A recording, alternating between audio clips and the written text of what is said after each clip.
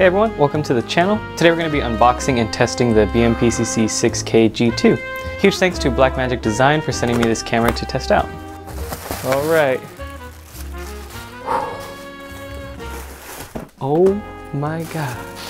All right, so here we go.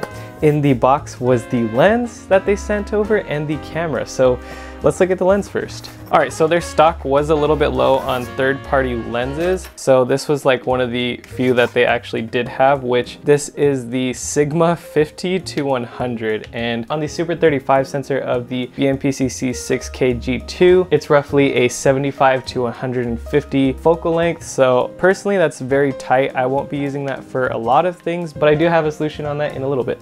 All right, and now for the main event, which is the Blackmagic Pocket Cinema Camera 6K G2. It says pretty much the main specs of this camera on the box. It's got a 6K Super 35 sensor, 13 stops of dynamic range, Blackmagic RAW, so many cool things. So yeah, let's check it out. All right, so right when you open the box, here we go. It comes with a bunch of different adapters, so wherever part of the country you are in, it'll most likely have that adapter for it. And next off, they have the manual, and here's the charger for the camera. We have the new NPF 550 batteries, which I am excited to try this battery just to see if it does have a little bit more battery life than the 4K and the original 6K, so yeah. And now for the actual camera.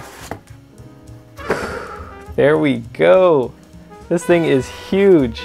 Before I get too hyped, I will grab the charger. All right, and there we go. We have the BMPCC 6K G2. Another thing I'm really excited about is to try out this tiltable screen. I'm kind of hoping that this is kind of like a good solution of shooting without an external monitor. And I'm gonna show you my lens solution in a little bit, but let's actually mount this guy onto the 6K G2 and see how it feels.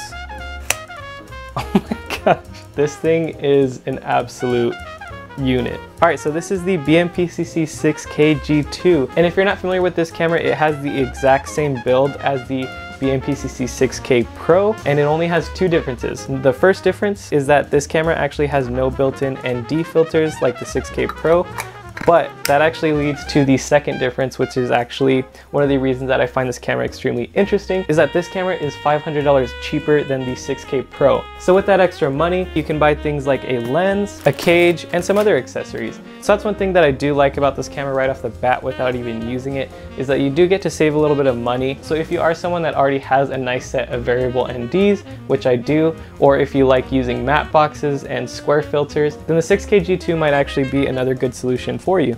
All right, so now let's see some of the other stuff that I got. So first off, I did buy a step-up ring for the lens that I'm gonna be using. And next, I did buy a small rig half cage for this camera. One of the things about this camera specifically is that no matter what, you're going to need a cage just because there is no hot shoe mount on top of it. So if you do want to mount any type of microphone or monitor, then you're gonna need a cage.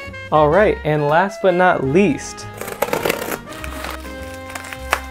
for the lens, I got a vintage Nikkor 24mm f2.8 AIS lens, so I am incredibly excited about that. And one last thing that I had actually already gotten and opened is the Earth Nikon F to Canon EF lens mount adapter. All right, so I was gonna stop at the initial unboxing, but I am so hyped, so let's just assemble this. All